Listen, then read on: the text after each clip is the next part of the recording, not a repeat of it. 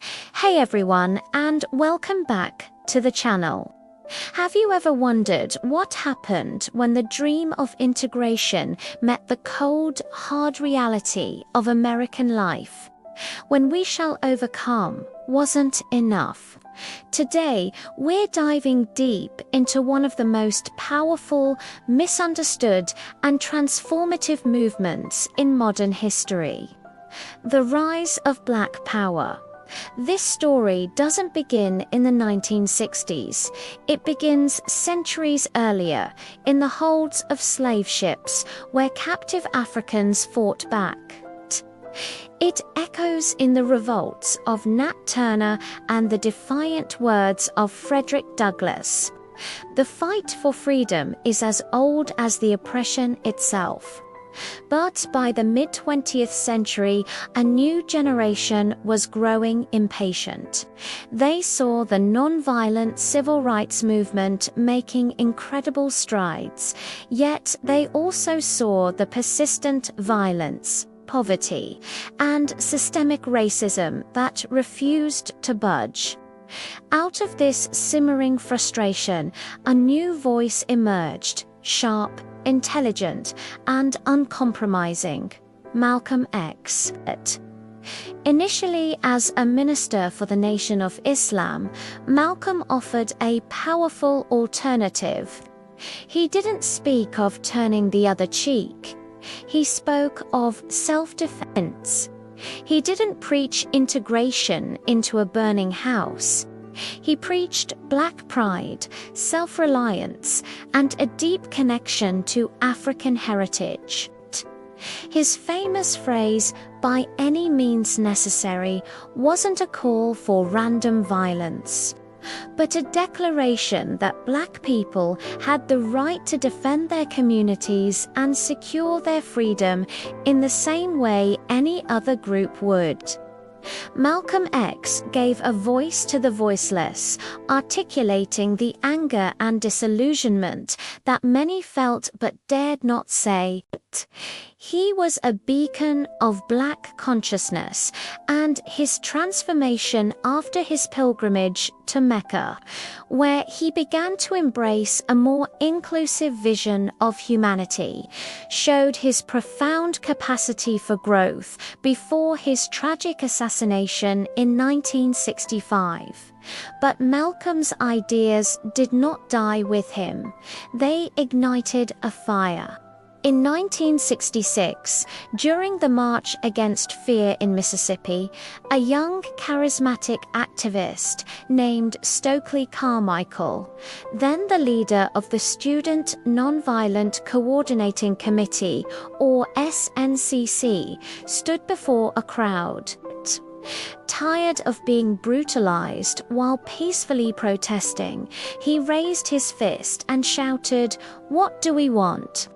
The crowd roared back, "Black Power." He asked again, and the cry grew louder. That moment was electric. It was a turning point. The phrase Black Power exploded into the national consciousness. It wasn't just a slogan, it was a political philosophy. It meant Black people defining their own goals, leading their own organizations, and controlling the political, economic, and cultural institutions in their own communities. It was about moving from a plea for rights to a demand for power. This philosophy of self-determination found its most iconic expression on the West Coast. In Oakland, California, two college students, Huey P. Newton and Bobby Seale, were watching police brutality run rampant in their neighborhoods. Inspired by the teachings of Malcolm X and anti-colonial thinkers like Frantz Fanon, they decided to take action. In October 1966, they founded the Black Panther Party for Self-Defense. Their image is legendary: black leather jackets, black berets, and openly carrying firearms. But this was not for show. They were using open carry laws to police the police, monitoring officers to prevent abuse. They were asserting their constitutional right to bear arms for the defense of their community. But the guns were only a fraction of the story. The Panthers' core mission was serving the people, body and soul. This was best seen in their survival programs. The most famous was the Free Breakfast for Children program, which fed thousands of hungry kids every single day before school. They knew a child couldn't learn on an empty stomach. They also ran free health clinics, providing basic medical care to communities that were neglected by the system. They offered legal aid, clothing drives, and busing programs for families visiting loved ones in prison. These programs were the heart of the Black Panther Party. They were building the alternative society they wanted to see, one breakfast, one checkup at a time. The Panthers were revolutionary socialists who saw racism and capitalism as intertwined systems of oppression. They sought to build class solidarity across racial lines and formed alliances with other marginalized groups. The Black Power movement was also a cultural revolution. It was a rejection of white beauty standards and a celebration of blackness in all its forms. The slogan "Black is Beautiful" became a rallying cry. People embraced their natural hair, wearing afros as crowns of pride. Artists, poets, and musicians created work that reflected the Black experience with honesty and fire. The last poets, Gil Scott-Heron and Nina Simone, provided the soundtrack to the revolution. This cultural awakening, known as the Black Arts Movement, was the artistic sister of the Black Power movement. It argued that art should be a tool for liberation, to awaken consciousness and inspire action.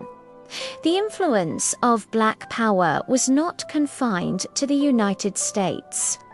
It was part of a global wave of anti-colonial and liberation movements. Leaders drew inspiration from struggles in Ghana, Algeria, Vietnam, and Cuba. They saw the fight of Black Americans as part of a worldwide struggle of oppressed peoples against imperialism. This Pan-Africanist vision, connecting the destinies of all people of African descent, was central to the movement.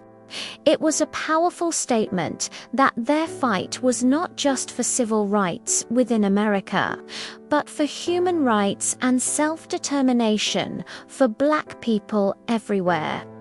However, a movement this powerful and threatening to the status quo was bound to face fierce opposition. The US government, through the FBI's COINTEL program, launched a systematic campaign to disrupt, discredit, and destroy the Black Power movement. They used infiltration, psychological warfare, police harassment, and outright violence. Leaders like Fred Hampton, the charismatic 21-year-old chairman of the Illinois Black Panther Party, were assassinated in a police raid. Many others were imprisoned on false charges or forced into exile. This relentless government suppression, combined with internal conflicts, ultimately led to the decline of many Black Power organizations by the mid-1970s. But you can't kill an idea. Though the organizations may have faded, the legacy of Black Power is all around us. It transformed the consciousness of Black America, instilling a sense of pride, self-worth, and agency that continues to this day. It pushed the political conversation, forcing the country to confront the deeper, systemic nature of racism beyond just segregation signs. The push for Black studies programs in universities, the increase in Black elected officials, and the continued fight for community control are all direct results of the seeds planted by the Black Power movement.